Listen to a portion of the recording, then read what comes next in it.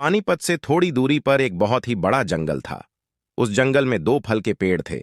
एक सेब का पेड़ था तो दूसरा अमरूद का पेड़ था। सेब के पेड़ को अपने आप पर बहुत ज्यादा घमंड था। वह हर दिन अमरूद के पेड़ की बेइज्जती करता है। वहीं दूसरी ओर अमरूद का पेड़ बहुत ही दयालु था। वह हर किसी की मदद करता है। अमरूद का पेड़ कभी भी खुद पर घमंड नहीं करता है। एक दिन उस जंगल के रास्ते से निशांत नाम का एक नौजवान लड़का गुजर रहा होता है। तभी उसकी नजर सेब के पेड़ पर पड़ती है।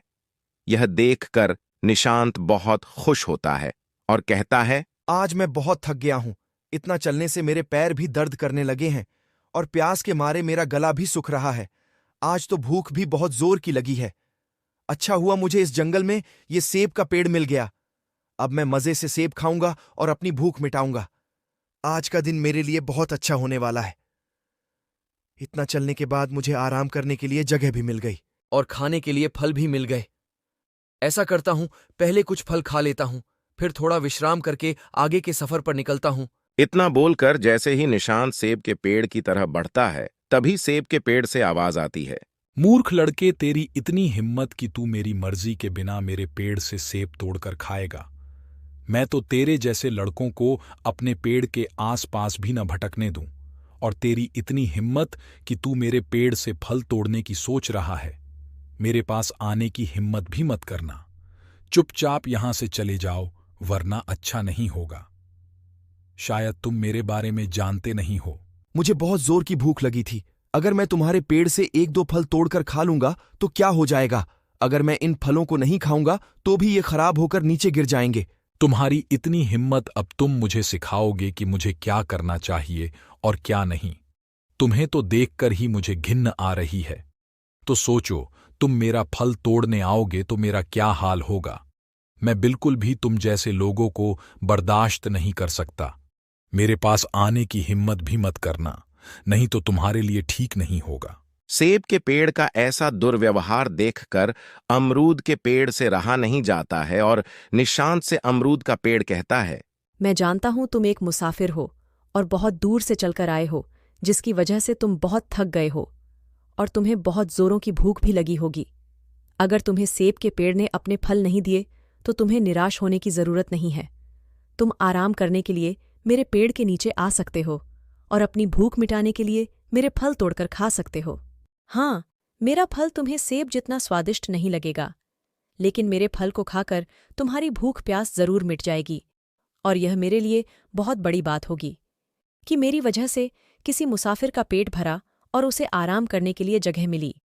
इसलिए आप ज्यादा मत सोचिए और मेरे पेड़ के नीचे आकर आराम कीजिए। अमरूद के पेड़ के इतना बोलने के बाद निशांत अमरूद के पेड़ के नीचे जाकर आराम करने लगता है और कुछ देर बाद अमरूद का पेड़ निशांत को खाने के लिए अपना फल देता है। वह आदमी अमरूद का फल खाकर वहां से चला जाता है और जाते जाते अमरूद के पेड़ का धन्यवाद करता है। इस तरह कुछ दिन बीत जाते हैं, लेकिन सेब के पेड़ का घमंड बिल्कुल कम नहीं होता है। एक दिन सेब के पेड़ से अमरूद का पेड़ कहता है, सेब का पेड़, मुझे तुम्हारा यह व्यवहार बिल्कुल भी अच्छा नहीं लगता है। कोई भी तुम्हारे पेड़ के पास आता है, तुम उसे पहले ही भगा देते हो।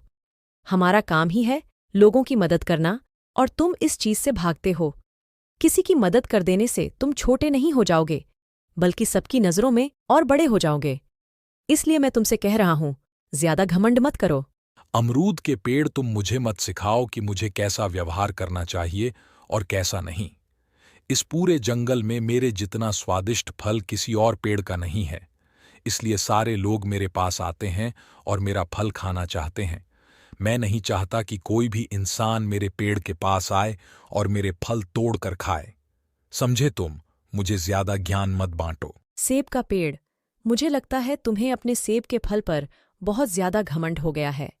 लेकिन मैं तुमसे एक बात कहना चाहता हूं कि इतना भी घमंड करना ठीक नहीं है, क्योंकि कोई भी चीज जरूरत से ज्यादा करने पर वह नुकसानदेह हो जाती है। तुम्हारा इतना घमंड तुम्हें एक दिन ले डूबेगा।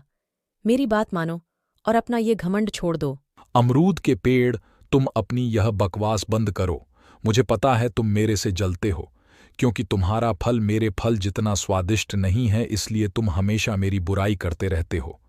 जो भी लोग इस जंगल में आते हैं वह सिर्फ मेरा फल खाना चाहते हैं। तुम्हारे फल की तरफ कोई देखता भी नहीं। यही कारण है कि तुम मेरे से जलते हो। एक दिन सुषमा नाम की एक औरत उस जंगल से गुजर रही होती है।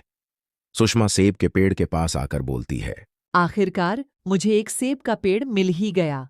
मेरे बच्चों को सेब खाने का बहुत मन कर रहा है और उनकी जिद है कि उन्हें हर हाल में सेब खानी है। मैं अभी सेब के पेड़ से कुछ सेब तोड़कर अपने बच्चों के खाने के लिए ले जाऊंगी। तुम्हारी हिम्मत कैसे हुई बिना मेरी परमिशन के मेरे फल तोड़ने की? मेरे फलों से दूर ही रहना।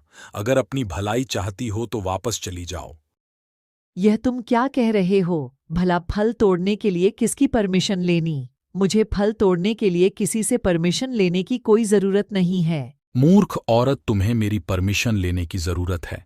जितनी बार भी तुम फल तोड़ने के लिए मेरे पेड़ के नजदीक आओगी, तुम्हें हर बार मेरी परमिशन लेनी पड़ेगी। मैं तुम्हें अपना फल नहीं तोड़ने दूंगा, इसलिए तुम यहां से जाओ। मुझे लगता है तुम्हें खुद पर ज्यादा घमंड हो गया है। तुम्हें अपने घमंड में यह भी नहीं दिख रहा कि तुम्हारा फल छोटे बच्चे खाएंगे। तुम देख लेना, तुम्हारा यह घमंड एक दिन तुम्हें ले डूबेगा और उस दिन तुम बहुत पछताओगे। देखना, तुम्हारा पेड़ एक दिन सूख जाएगा। तुम्हारे पेड़ के सारे फल सड़कर खत्म हो जाएंगे। उस दिन तुम बहुत पछताओगे और तुम भी मदद के लिए आवाज लगाओगे, लेकिन तुम्हारी मदद करने के लिए कोई नहीं आएगा। इतना बोलकर सुषमा गुस्से में वहां से चली जाती है और इसी तरह कुछ दिन बीत जाते हैं। एक दिन उस जंगल में एक लकड़हारा आता है और उस लकड़हारे की नजर उस सेब के पेड़ पर पड़ती है। लकड़हारा सेब के पेड़ के सारे फल तोड़ लेता है और उस घमंडी पेड़ को काट देता है और वहां से चला जाता है।